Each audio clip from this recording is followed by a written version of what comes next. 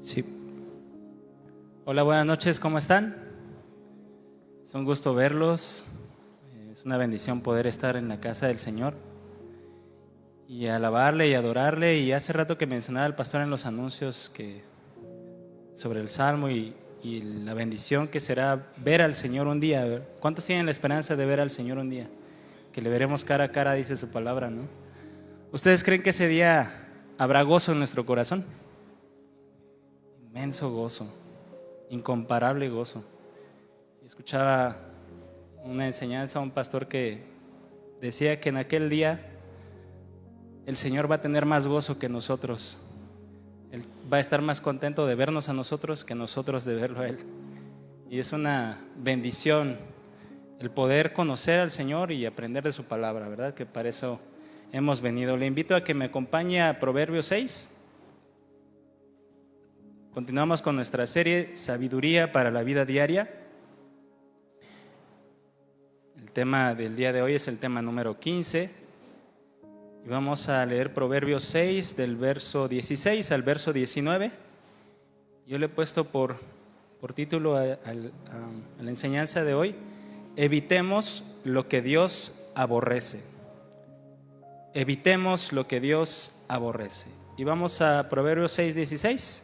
Dice así: 6 cosas aborrece Jehová, y aún 7 abomina su alma: los ojos altivos, la lengua mentirosa, las manos derramadoras de sangre, el corazón que maquina pensamientos inicuos, los pies presurosos para correr al mal, el testigo falso que habla mentiras y el que siembra discordia entre hermanos. Yo le invito a que cierre sus ojos un momento para hacer una breve oración. Padre amado, te damos gracias nuevamente. Nos acercamos a tu presencia sabiendo que tú nos miras con amor y escuchas nuestra voz, nuestra oración, nuestra necesidad. Conoces tú, conoces bien. Y queremos que tú hables a nuestra mente, a nuestro corazón, que tú sigas transformando nuestro ser y nuestro carácter conforme al carácter de Cristo. Hay cosas aún en nuestras vidas que tenemos que cambiar, que tenemos que ir mejorando, que tenemos que ir cambiando conforme a tu palabra y conforme al carácter de Cristo. El propósito de nuestra existencia aquí es parecernos a Cristo y queremos que tú nos ayudes, Señor, que nos dé la gracia para ello, que tú nos permitas a través de cada enseñanza poder escuchar tu voz, que nos habla, Señor, y que nos muestra lo que debemos hacer, Señor.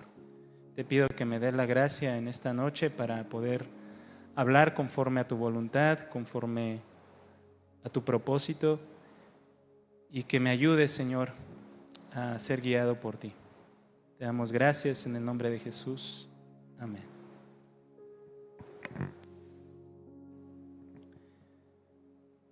¿Cuántos habían leído este pasaje? Que hay cosas que Dios aborrece y abomina. Y todos nosotros, estoy seguro, tenemos cosas que también nos desagradan, ¿verdad? Hay cosas en la vida diaria que enfrentamos o que vemos, que vemos, escuchamos, que olemos, que nos llegan a molestar, que es algo que tú no puedes soportar. ¿Qué cosa hay que tú no puedes soportar? ¿Las cucarachas? Y más cuando vuelan, ¿verdad? Y yo estaba pensando, yo reflexionaba, Señor, yo creo que las cucarachas no deberían volar, pero bueno, por algo el Señor las hizo así. El olor de la gasolina, no sé, hay personas que no soportan el olor de gasolina. Ver a alguien con el cabello despeinado,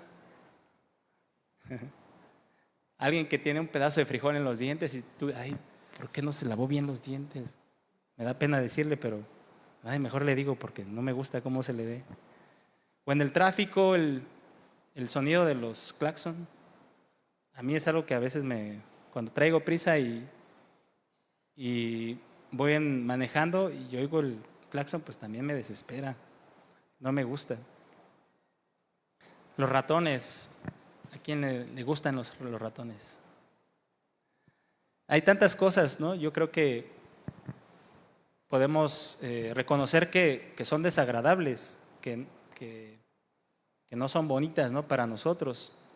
A mí me pasaba antes de ser cristiano que algo que yo no podía soportar, que en verdad me enojaba y me disgustaba mucho, eran los niños pequeños. Cuando yo tenía como tal vez 14, 15 años, ¿no? Me ponía mal, los niños me ponían mal, porque los veía llorar y me enojaba, los veía hacer berrinche y yo me enojaba, los veía estar inquietos y desordenados y yo, pero ¿por qué no se pueden estar, chamacos?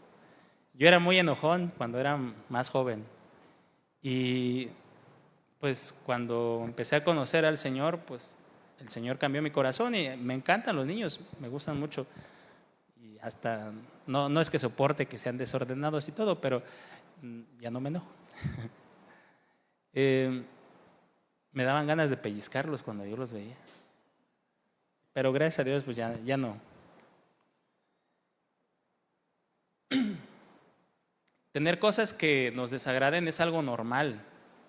No es un pecado que te desagrade algo. No es algo malo, es parte de nuestra naturaleza. Y debemos tener sabiduría para que cuando algo que nos desagrada y lo estamos viviendo y experimentando no desborde nuestra emoción a tal punto de actuar o de decir o de pensar cosas que no están bien, ¿no? Y así como nosotros tenemos desagrado por ciertas cosas, Dios también tiene desagrado por ciertas cosas. Y lo vimos en los versículos, ¿no? En los versículos iniciales. De manera general, pues a Dios le desagrada el pecado del hombre. Que lo desobedezcan voluntariamente, que no hagan lo que Dios les pide hacer. Y en este pasaje vamos a ver de manera muy puntual 7 cosas que no son agradables para Dios, que Dios aborrece, abomina, dice el proverbio.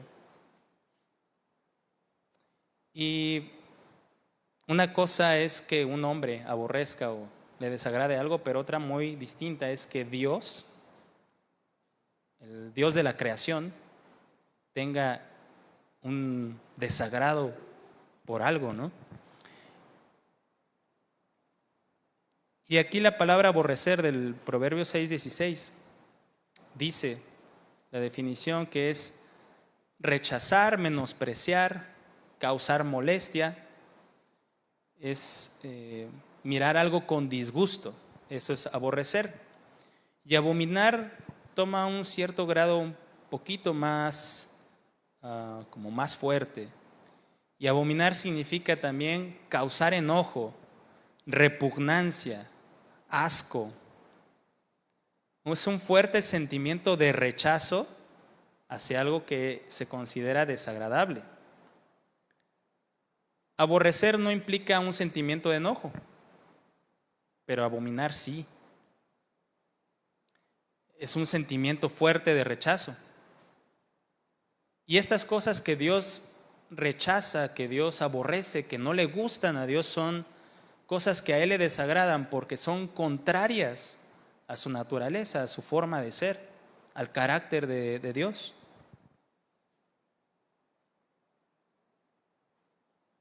Y estas 7 cosas que menciona el pasaje son actitudes de un corazón que se muestran hacia otro corazón. Es decir, son situaciones relacionadas con la manera en la que una persona trata a otra. No es tanto como una persona trata a Dios, sino es como una persona trata a otra. No sé si lo pueden distinguir.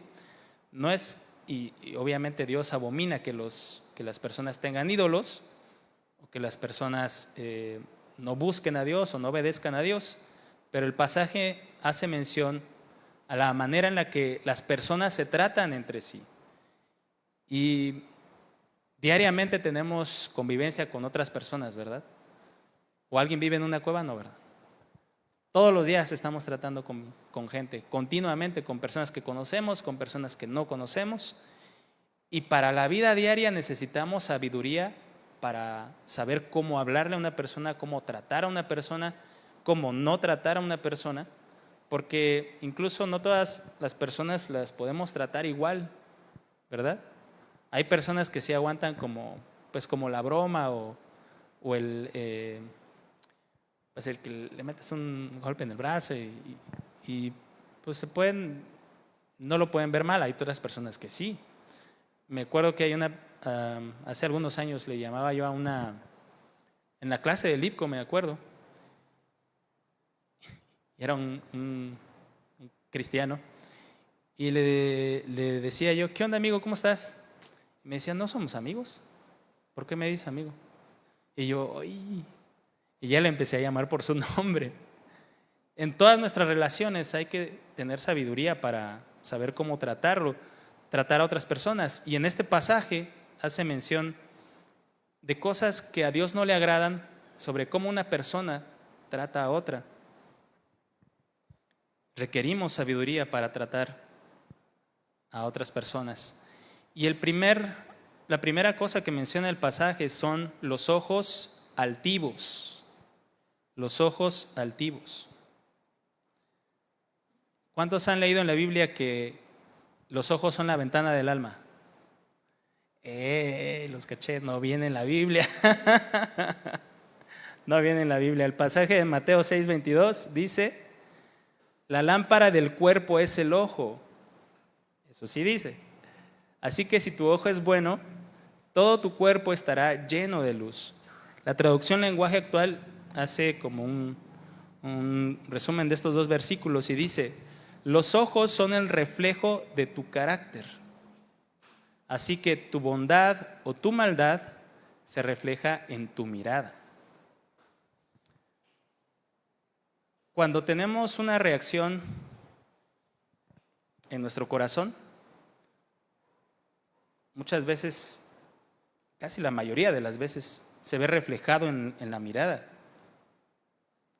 A través de la mirada podemos darnos cuenta si una persona está triste, está enojada, está contenta, está angustiada. Lo podemos ver en su mirada, en su rostro. Y todo lo que refleja un rostro es en realidad lo que pasa en el interior, lo que pasa en el corazón. Y algo que Dios aborrece, que a Dios le causa molestia, desagrado, algo que no le gusta a Dios, son los ojos altivos. Es decir, la altivez de un corazón. Alguien altivo es alguien que se siente que está más alto que otro, ¿no? Como lo dice la palabra, altivez.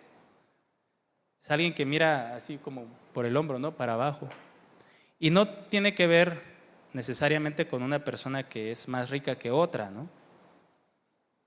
No es una característica exclusiva de los que tienen mucho dinero y que pueden ver hacia abajo a los que no tienen tanto dinero. Alguien que se siente superior a otros, que está por encima de los demás.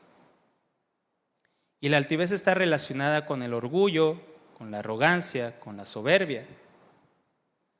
Cuando alguien sabe que es bueno para algo, o cree que es bueno para algo, a través de la experiencia o a través de la práctica o a través del estudio o de tanto practicar algo, y ve a alguien que no es tan bueno en eso, inmediatamente puede saltar la altivez. El pensamiento de decir, no, pues yo soy mejor que él, yo soy mejor que ella, en cualquier cosa. Pueden existir pensamientos de altivez, ojos de altivez, actitudes de altivez. Tal vez no lo expresamos con nuestros labios, con palabras, pero en el corazón una persona puede tener altivez, pensamientos de altivez y decir, no, yo soy mejor que él para jugar fútbol, yo soy mejor que ella para cocinar frijoles charros, ¿no? Para cualquier cosa. En cualquier circunstancia de la vida diaria, por pequeña que ésta sea, pueden existir estos pensamientos. A mí me ha pasado, no sé si a ustedes, me parece que en algún momento puede que sí. Y la altivez siempre conduce al menosprecio, al hecho de menospreciar a los demás, a los que están a un lado nuestro, ¿no?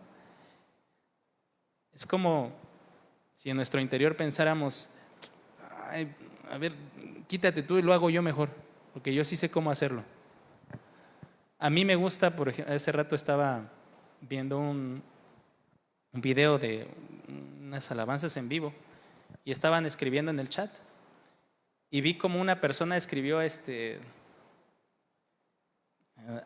no recuerdo, creo, algo de te bendigo, Padre Santo, ¿no? Y lo escribió con faltas de ortografía y yo dije, dentro de mí pensé, ay, porque a mí me gusta escribir de la manera correcta, a mí me gusta no tener faltas de ortografía. Sé que es imposible porque pues siempre va a haber, pero a mí me gusta corregir siempre esas cosas, ¿no? La acentuación, las puntuaciones, la exclamación, las comas, todas esas cosas. A mí me gusta. Y entonces cuando yo veo a alguien que escribe, ya voy con doble L y con B de bueno, siento que tengo que corregirlo, ¿no? Entonces cuando lo vi yo dije, y luego me acordé, no, pues la intención de su corazón, porque creo que lo escribió Dios con D minúscula o algo así. Y dije, pero ¿por qué habrá escrito Dios con D minúscula? Pero pues obviamente eso es algo que no tiene significancia, si el deseo de su corazón era algo bueno, ¿no? Y pasa, o sea, es una cuestión bien cotidiana poder pensar que somos mejores en algo que otros. Es muy común, aún siendo cristianos, porque uno puede pensar, no, pues es que todos los cristianos somos bien humildes y bien portados y jamás tenemos altivez. No, nos pasa. Podemos en algún momento considerarnos mejor que otros. Y entonces para esto necesitamos pues entender que no somos mejores que otros. Tenemos que actuar correctamente, con sabiduría. A ver, yo les invito, piensen en dos cosas en las que se consideren muy buenos o muy buenas. Piensen. No me lo digan, ¿no? Pero piénsenlo, ¿en qué se consideran muy buenos? No, pues yo soy muy bueno para el básquet, bueno, está bien alto el Toño. No, pues yo soy muy bueno para barrer. Yo soy muy bueno para lavar trastes. O yo soy muy bueno para orar. Yo no repito tanto, Padre Santo Señor, bendícelo, Padre Santo Señor, ¿verdad? Porque hasta para eso, cuando escuchamos a alguien que a lo mejor tiene poco tiempo en el Señor y empieza a orar repetidamente, ¿les ha pasado no? Que dice, pero ¿por qué repite tanto eso? A mí me ha pasado, pero yo digo, no, pues yo no oro así, yo sí sé orar. Pero sí, suele pasar que hasta para cosas que pensamos que son espirituales, nos creemos mejor para hacerlo que otros. En cualquier área de nuestra vida en la que sentimos que estamos haciendo un buen papel, incluso como esposos, como esposas, como hijos, como padres, como servidores de la iglesia, al estar en constante relación, trato con otros, con los hermanos, podemos caer en el error de compararnos con ellos. La altivez nos lleva a compararnos, a menospreciar cuando sentimos que somos mejores. Y entonces este sentimiento de altivez, de sentirnos superiores, que está relacionado con el orgullo y la soberbia,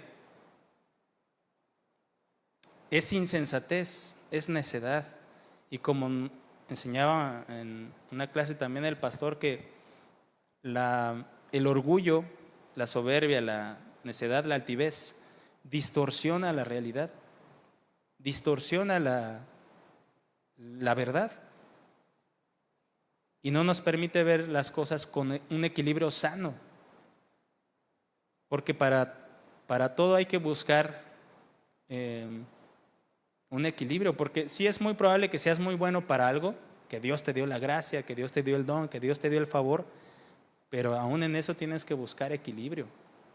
Yo veo a algunos hermanos que son muy buenos para algo y qué barbaridad, hasta cuando sirven un vaso de agua sabe más rico, digo. Pero Dios les da la gracia para no irse de lado, ¿no? Para no sentirse superiores. Porque al final de cuentas la altivez daña las relaciones con otras personas. Tener un corazón altivo, tener ojos altivos, daña la relación que yo pueda tener con alguien más, porque, como les mencionaba, causa un menosprecio. Y cuando tú vas por la vida menospreciando a otros, ¿tú crees que los demás lo notan? Sí, lo notan. Y entonces se daña la relación con otra persona. Lo segundo que menciona el pasaje es la lengua mentirosa. La lengua mentirosa.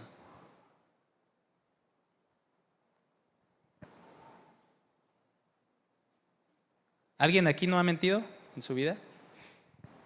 Hijo, ya los voy a exponer. Si alguien dice, no, yo jamás he mentido en mi vida, está mintiendo. Todos sabemos que es mentir porque lo hemos hecho en algún momento. Mentir es expresar, dice un diccionario, con palabras o con actos algo diferente a lo que se sabe, se siente o se piensa. Mentir es decir con palabras o mostrar con acciones cosas que no son ciertas. Y se puede mentir también por omisión, por no decir completamente la verdad. Cuando te quedas callado, cuando alguien se queda callado para que la otra persona asuma una cosa que tal vez no es cierta. Por ejemplo, cuando yo le pregunte a mi esposa, oye, corazón, ¿se me ve bien esta camisa? Y mi esposa nada más se me queda viendo, ¿no? Y yo puedo asumir, ay, sí, se me ve bien. Eso es tal vez también mentir por omisión. Te quedas en silencio para que la otra persona asuma ciertas cosas. Y las personas cuando mienten es para aparentar algo que no es, para convencer a otros, para sacar ventaja de algo, para evitar situaciones que les parezcan desagradables. Y en el mundo las personas mienten constantemente. Es una práctica normal en el mundo, no lo ven malo, mentir. Bueno, una mentira piadosa, una mentira blanca, pues todos lo hacen. Mentir en el mundo a las personas no les genera ningún remordimiento, no les genera ninguna molestia. Y pueden llegar a pensar que mentir se vuelve una cosa necesaria. No, pues es que si no mentimos aquí, pues no vamos a prosperar en el trabajo. Si no mentimos cuando nos cacha el poli, pues no vamos a terminar en la cárcel y yo no quiero eso. Mentir, las personas pueden llegar a pensar que es algo necesario. Y hasta llegar a pensar que mentir es algo de personas listas, de personas inteligentes. El que mejor miente es el más inteligente. El que más sabe cómo elaborar una mentira es el más inteligente. Pero Dios no lo ve así. Dios aborrece las mentiras. A Dios le desagradan las mentiras. A Dios le molestan las mentiras. El 9º mandamiento dice, no hablarás contra tu prójimo falso testimonio. Y a Dios le desagrada la mentira porque Él ama la verdad. Él ama la verdad. Dice el Salmo 51:6, he aquí, tú amas la verdad en lo íntimo. Dios ama la verdad. Y por cuanto ama la verdad, aborrece la mentira. ¿Ustedes creen que haya cristianos que mientan? Híjole, lamentablemente sí. No debería, o quién sabe si sean cristianos, pero sí los llega a ver.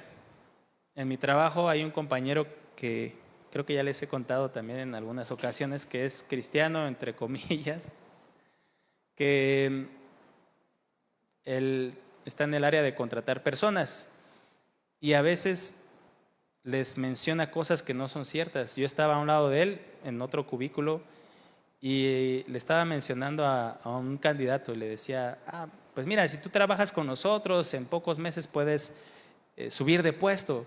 Aquí como mi compañero que está a un lado señalándome a mí, él, yo lo contraté hace 6 meses y ahorita ya está aquí conmigo, mira, cuando pues eso jamás pasó.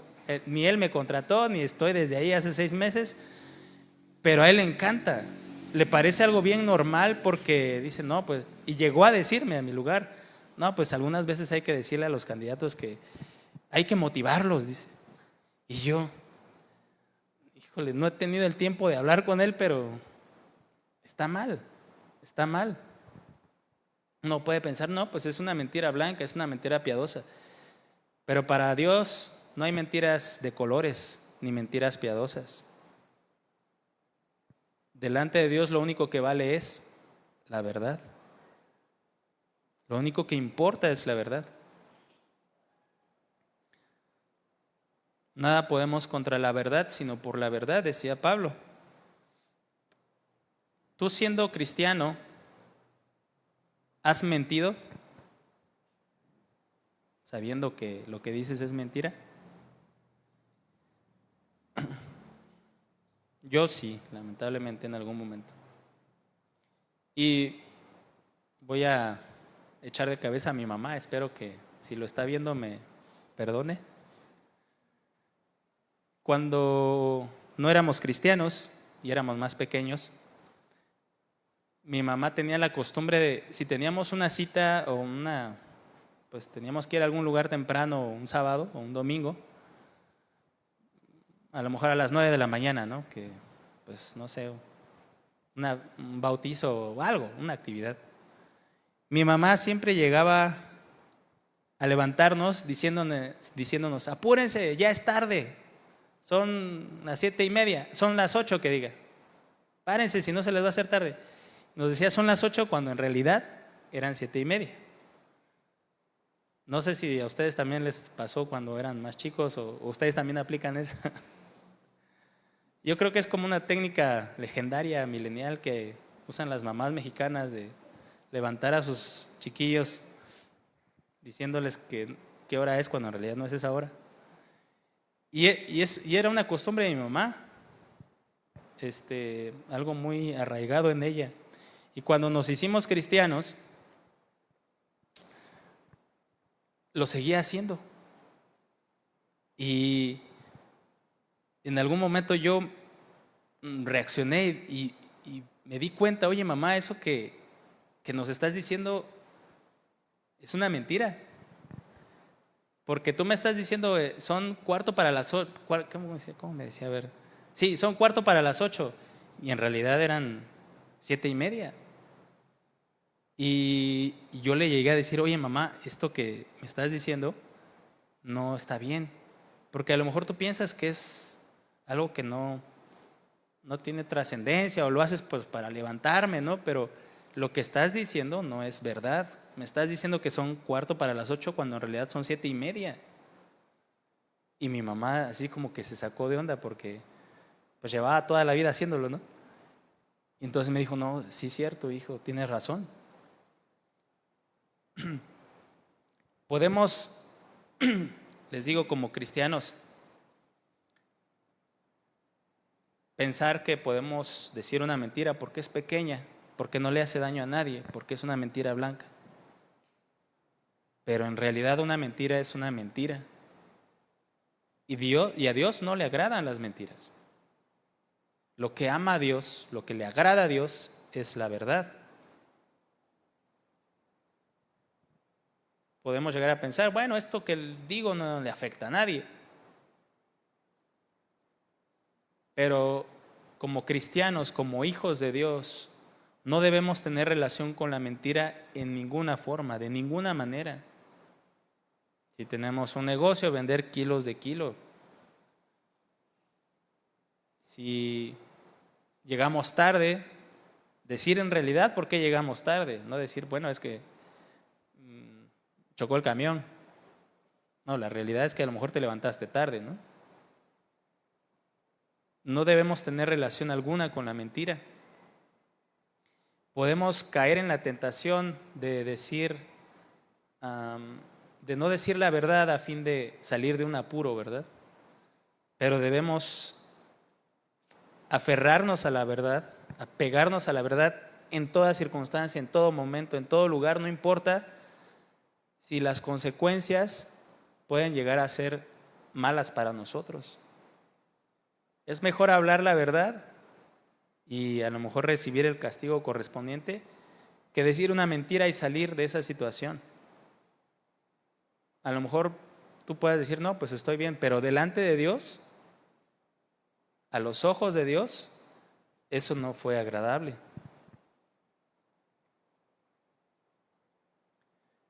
Dice el Salmo 15:4, hablando sobre las personas que pueden entrar a la presencia del Señor, las características de las personas que habitan en el tabernáculo del Señor.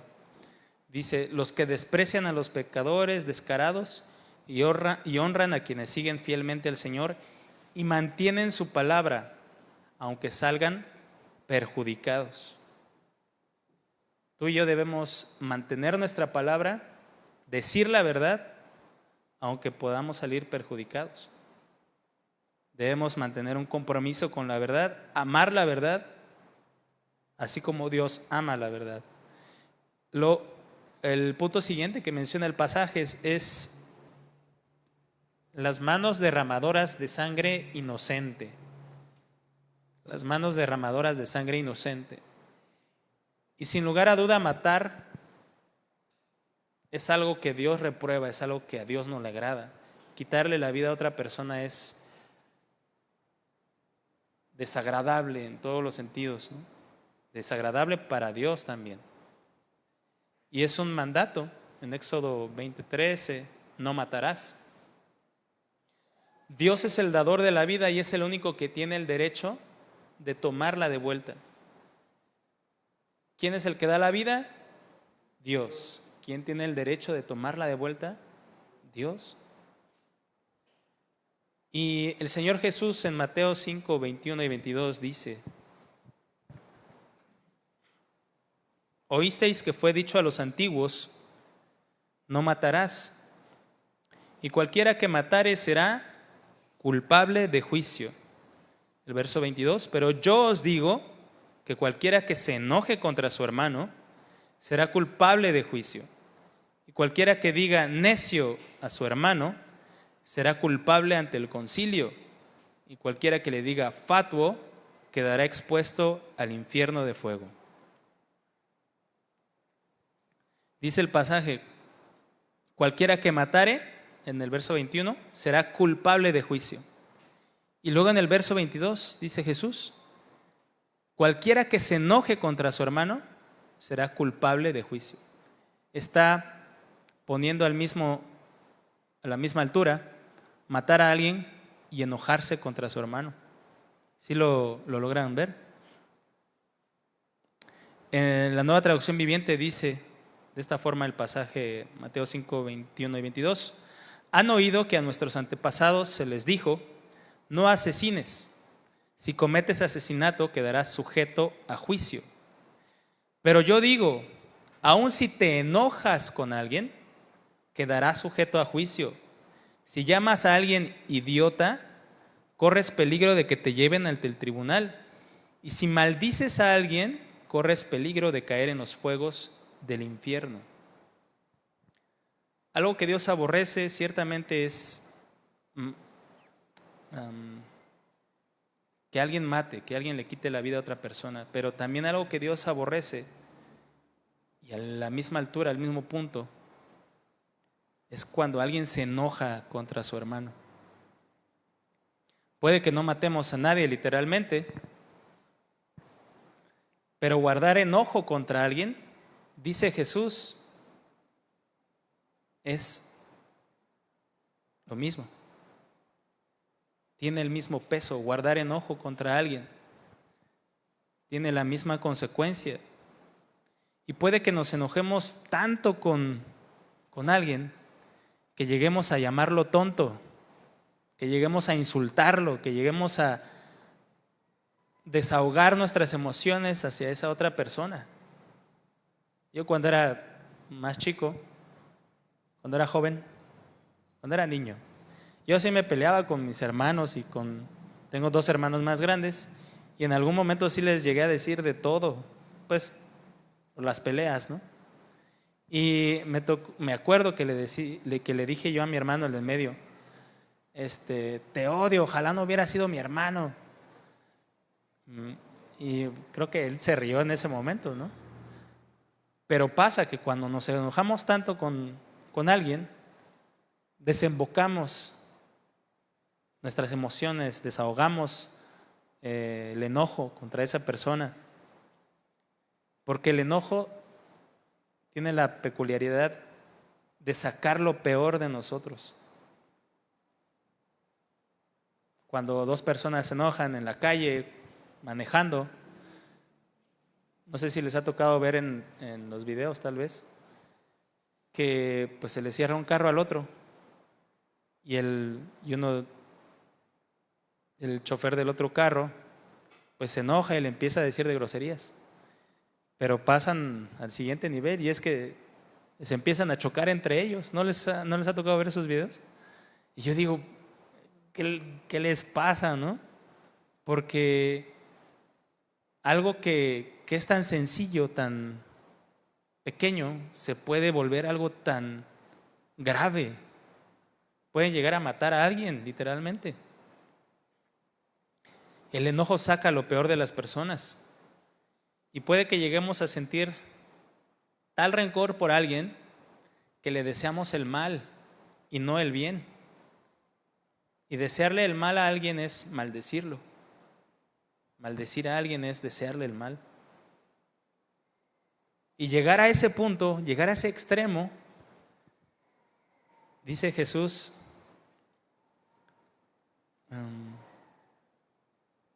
si maldices a alguien, corres el peligro de caer en los fuegos del infierno. Si llegas a ese punto de que tu corazón está tan enojado con alguien que lo estás maldiciendo y no bendiciendo y te estás desahogando con él, es porque probablemente tu corazón no está en el lugar correcto. Porque al darle rienda suelta a esa emoción y no sujetarlo a la palabra y no sujetarlo a la voluntad de Dios y no sujetarnos nosotros a la voluntad de Dios, lo que estamos mostrando es necedad, una falta enorme de sabiduría. Porque es normal enojarse, es parte de nuestra naturaleza. Dios nos dio esos sentimientos. Decía Pablo, airaos pero no pequéis, no se ponga el sol sobre vuestro enojo.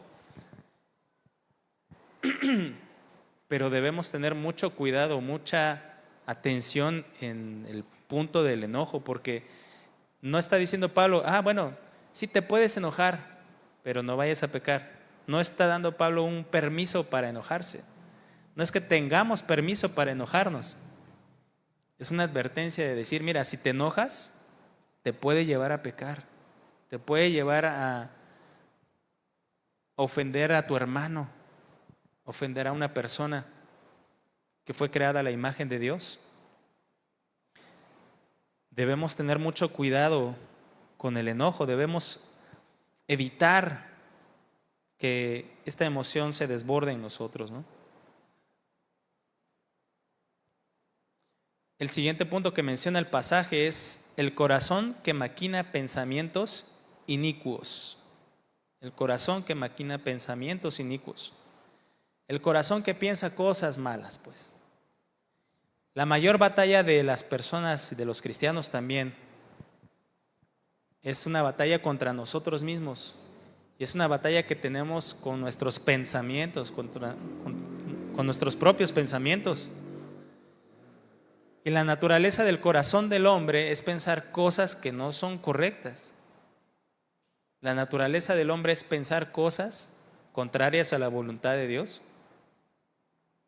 Y la palabra iniquidad es distorsionar lo que es bueno.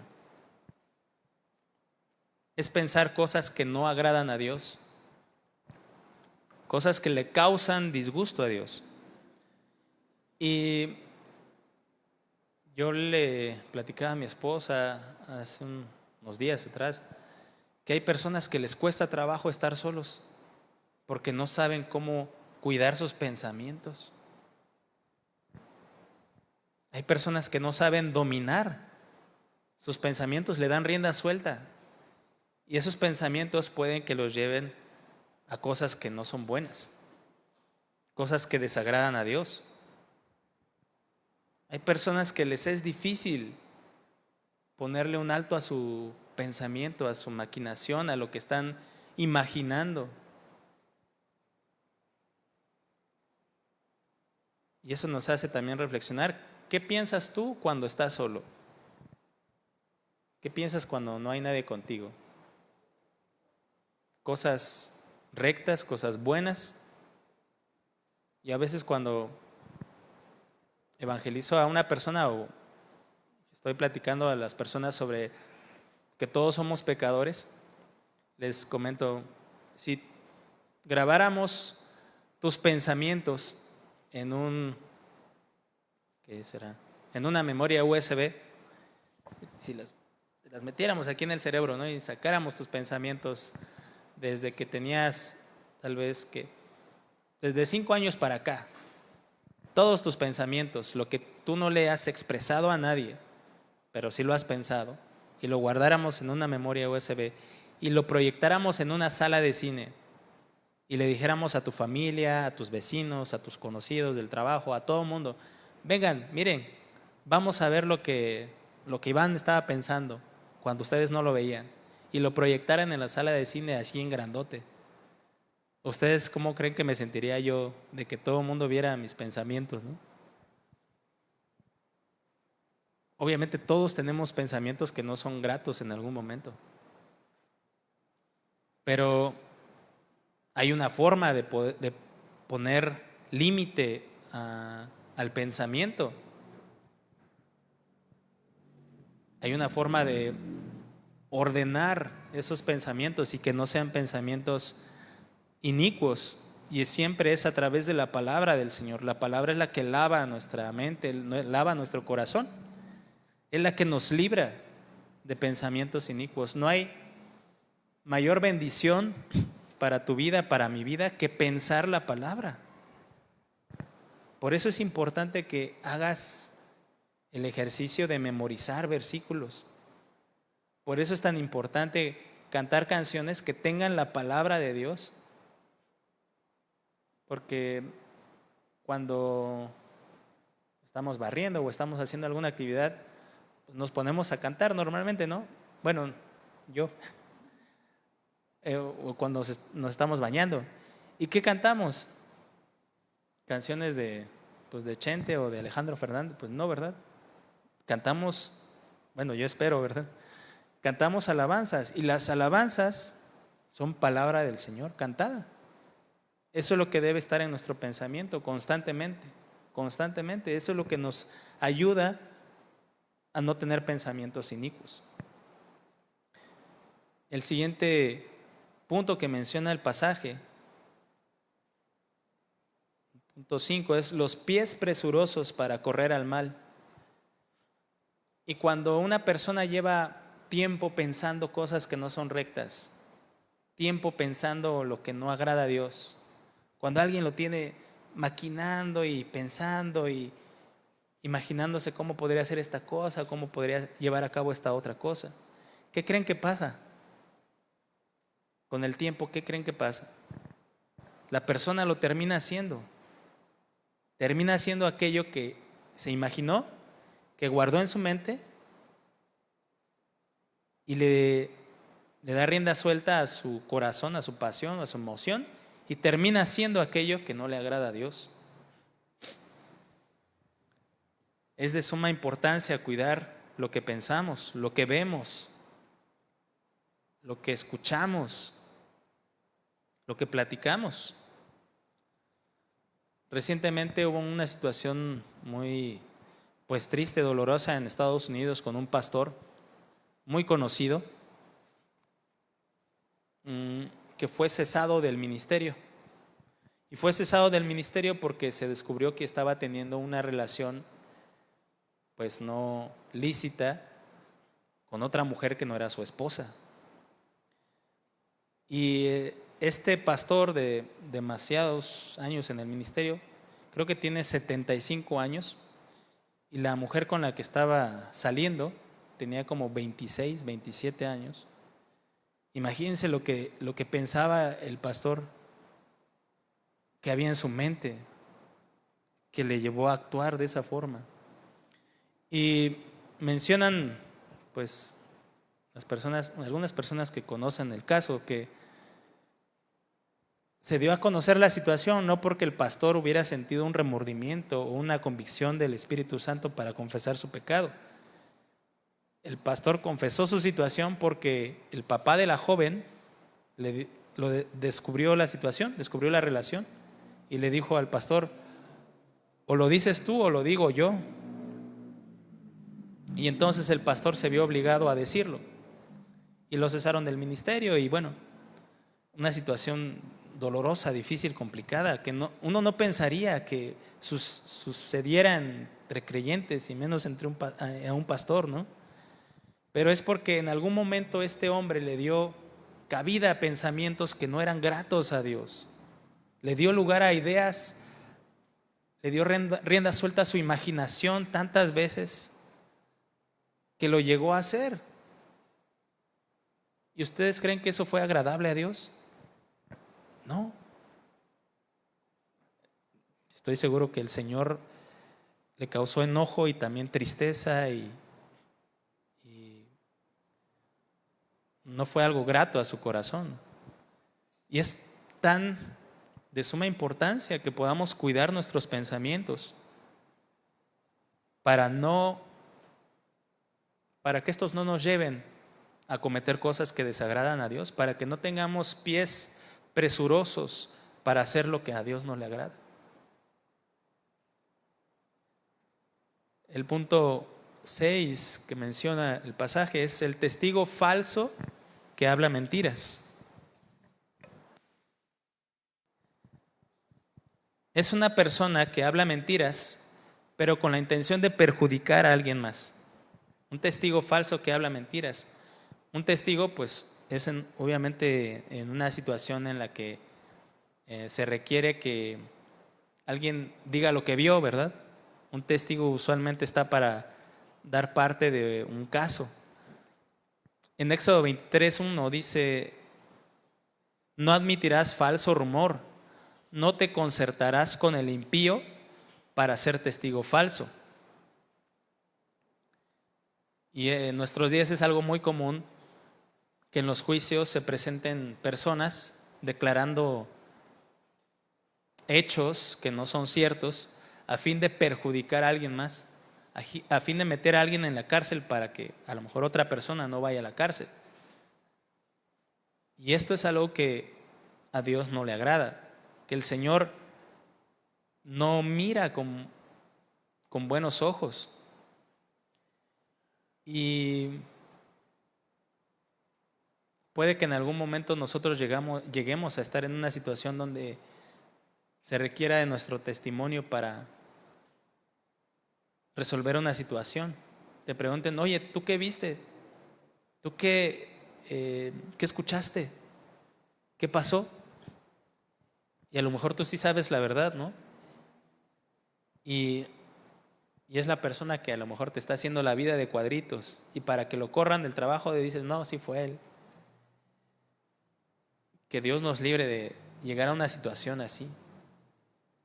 Que no seamos personas de esas que hablan mentiras para perjudicar al prójimo, porque podemos decir mentiras, como les mencionaba hace un rato, que pensemos que no perjudican a nadie, que pues son mentiras piadosas, mentiras blancas, no perjudican a nadie. Pero puede llegar el caso en el que estemos en una situación donde si mentimos vamos a perjudicar a alguien. Y tal vez por un mal sentimiento que tengamos en contra de esa persona, pues sí, para que sienta lo que yo sentí, para que le vaya mal por todas las que me hizo. Y así pues el Señor me lo puso de pechito, ahora es cuando. No, siempre debemos hablar la verdad y actuar rectamente, ¿no? Y el último punto que menciona el pasaje es el que siembra discordia entre hermanos. El que siembra discordia entre hermanos. Y la discordia es tener un desacuerdo, tener una discrepancia, tener una separación. La definición etimológica dice que es separar el corazón. Y una discordia es un conflicto entre dos o más partes causado por una diferencia de voluntades o de opiniones. Y entre los creyentes Dios nos manda a tener unidad, a mantener la unidad, a vivir en unidad, a vivir en armonía, como dice el Salmo 133. Dios nos manda a ser de un mismo sentir, porque todos somos parte de un mismo cuerpo. Todos somos parte del cuerpo de Jesús. Y sembrar discordia o pleito es provocar que haya desunidad. Es provocar que se destruya aquello que Dios ha establecido, aquello que Dios ha edificado. ¿Ustedes creen que hay iglesias que se han separado por causa de una discordia? Sí, han habido iglesias que se han dividido a causa de tener una opinión distinta a tal grado que no se supieron poner de acuerdo, que no supieron tener un corazón humilde para mantener la humildad, pedir perdón y perdonar. Tu responsabilidad y mi responsabilidad como miembros de una iglesia, como hermanos, es edificar la vida del otro. Y la discordia no edifica, la discordia no produce buen fruto. La discordia provoca división. La discordia provoca que haya malas relaciones entre hermanos, entre creyentes. Sembrar discordia es decir y hacer cosas que generan desconfianza entre hermanos. Decir y hacer cosas que causen desconfianza en otros. Tú y yo podemos pensar de manera distinta, es algo normal pensar diferente, no somos iguales. Pero pensar distinto jamás nos debe llevar a romper la unidad, jamás nos debe llevar a buscar ganar un pleito o una batalla, a intentar imponer nuestro punto de vista por encima del otro. Eso es orgullo, eso es mostrar orgullo, eso genera división, eso es causar discordia. ¿Por qué se dividen las iglesias? Precisamente a causa de las discordias. Y como les mencionaba al principio, todos los días tratamos con personas, todos los días estamos hablando con alguien y también estamos en trato con hermanos de la iglesia constantemente. Tal vez solo en los días de la reunión y tal vez pues nos vemos o nos juntamos en otros momentos por alguna situación, ¿no? Tal vez para platicar, tomar un café o por cuestiones de trabajo, lo que sea. Y debemos ser prudentes y sabios con nuestros hermanos para saber qué estamos hablando. Si lo que estamos diciendo va a causar que el otro hermano tenga desconfianza tal vez del pastor o del hermano Andrés porque pues está güero y de ojos claros, o del hermano Iván porque está moreno y chaparrito. Debemos tener mucho cuidado cómo son nuestras conversaciones, a fin de no causar discordia, a fin de no causar división, a fin de no causar que el hermano tenga desconfianza de otro hermano. Jamás debemos permitir que eso pase, porque se nos puede llegar a ser muy fácil hablar de otros hermanos. Se nos puede hacer muy normal estar platicando y decir, ay, ¿sabes qué? El otro día había al hermano Iván que no le ayudó a su esposa a cargar a su mochila o a su hija, ¿no? Ay, sí, ha de ser bien mala onda ese hermano que no le ayuda a su esposa. Y tú lo que estás provocando en el corazón de la otra persona es que tenga desconfianza, que llegue a pensar cosas del otro hermano. Debemos tener mucho cuidado de no sembrar ideas, pensamientos que generen que otro hermano tenga desconfianza de otro hermano. Debemos tener mucho cuidado, necesitamos ser muy sabios, muy prudentes, muy atentos en nuestras palabras. Requerimos demasiada sabiduría. Proverbios 14:15 dice: el simple todo lo cree, mas el avisado mira bien sus pasos. La Nueva Traducción Viviente lo dice de esta forma: solo los simplones creen todo lo que se les dice, los prudentes examinan cuidadosamente sus pasos. Debemos tener la capacidad de examinar nuestros pensamientos, nuestras actitudes, nuestras emociones, nuestras palabras. Proverbios 22:3 dice: el avisado ve el mal y se esconde, mas los simples pasan y reciben el daño. La traducción lenguaje actual dice de esta forma: el que es inteligente ve el peligro y lo evita. El que es tonto sigue adelante y sufre las consecuencias. Todas estas cosas que Dios aborrece, estas 7 cosas que Dios aborrece, son cosas que tú y yo debemos evitar caer en ellas. Debemos evitar que haya altivez en nuestro corazón de tal forma que menospreciemos al hermano, porque eso va a lastimar nuestra relación con los demás. Debemos evitar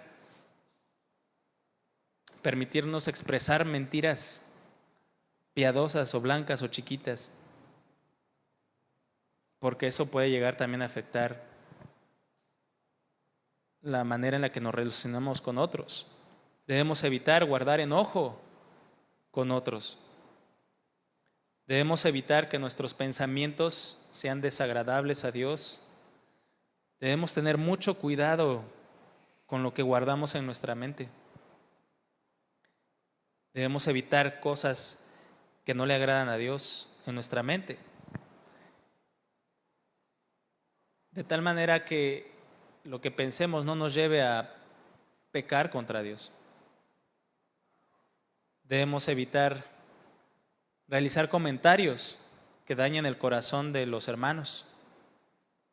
Debemos evitar la división. ¿O cuántos quieren que esta iglesia se divida? ¿Verdad que no? La bendición para una iglesia es la unidad. En la unidad hay crecimiento, en la unidad hay amor, en la unidad hay bendición. En la unidad Dios se manifiesta.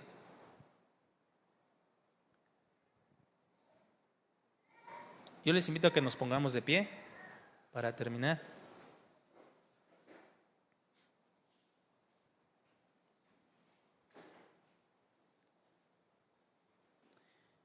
Y como hijos de Dios, un deseo que debe haber muy presente en nosotros es amar lo que Dios ama y aborrecer lo que Dios aborrece. Esa debe ser también una oración que tengamos que hacer al Señor. Ayúdame a amar lo que tú amas. Ayúdame a aborrecer lo que tú aborreces.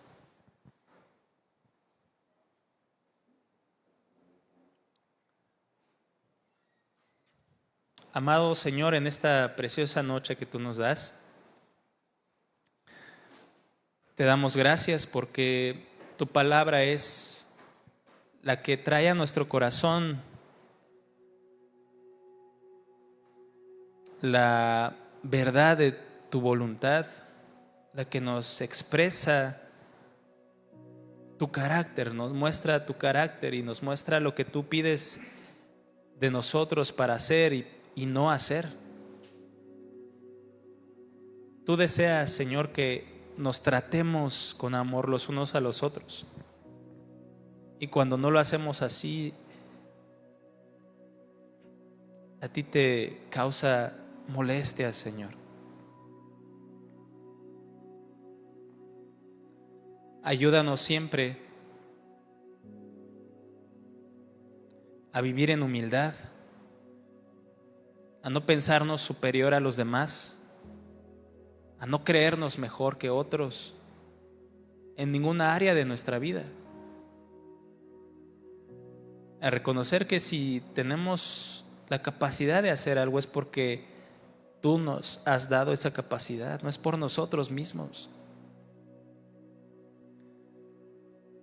Ayúdanos, Señor, a jamás dar espacio a la mentira en nuestra vida, en nuestro corazón. Porque tú amas la verdad. Tu palabra dice que tú amas la verdad. Y queremos también amar la verdad, Señor. Ayúdanos a no guardar enojo contra nadie, a no mantener una actitud de odio hacia otras personas, porque esto solo muestra que tú no habitas en nuestro corazón. Ayúdanos, Señor, a tener pensamientos que sean gratos a tu corazón, a que tengamos la capacidad de poner un límite a nuestros pensamientos cuando no son correctos ante ti. Ayúdanos a guardar tu palabra en nuestra mente y en nuestro corazón de tal manera que esa sea nuestra delicia. Como dice el Salmo, que en tu palabra meditemos de día y de noche. Porque si hacemos esto, Señor, no daremos lugar a pensamientos que te desagraden a ti. Y así no caeremos, Señor,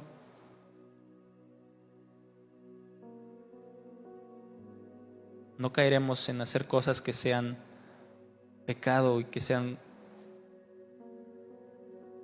abominación para ti, Señor. Ayúdanos, Señor, a desear la unidad en esta iglesia donde tú nos has puesto. Ayúdanos, Señor, a buscar, hablar palabras buenas, sabias, prudentes. Que si vamos a sembrar algo sean palabras de paz, palabras de vida, palabras de bendición. Que nadie, Señor, en esta congregación llegue a sembrar discordia, de tal manera que haya división en nosotros. Guarda la unidad de tu iglesia en este lugar, Señor. Guarda la unidad de tu iglesia, te pedimos. Danos un corazón que sea sensible, un corazón que busque estar apegado a ti, y de esa forma estaremos apegados también unos con otros, unidos unos con otros. Te bendecimos a ti, Señor, en esta noche porque tú eres bueno y porque tú nos amas de tal manera. Deseas nuestro bien y deseas que nuestro corazón sea conforme al tuyo, Señor. Gracias por esta palabra que nos das, Señor. Gracias por el amor que nos tienes y el cuidado que tú nos muestras constantemente. Te bendecimos, llévanos con bien a nuestro hogar. En el nombre de Jesús. Amén. Amén, hermanos. Pues somos despedidos. Que el Señor les bendiga, les guarde. Nos vemos en la próxima.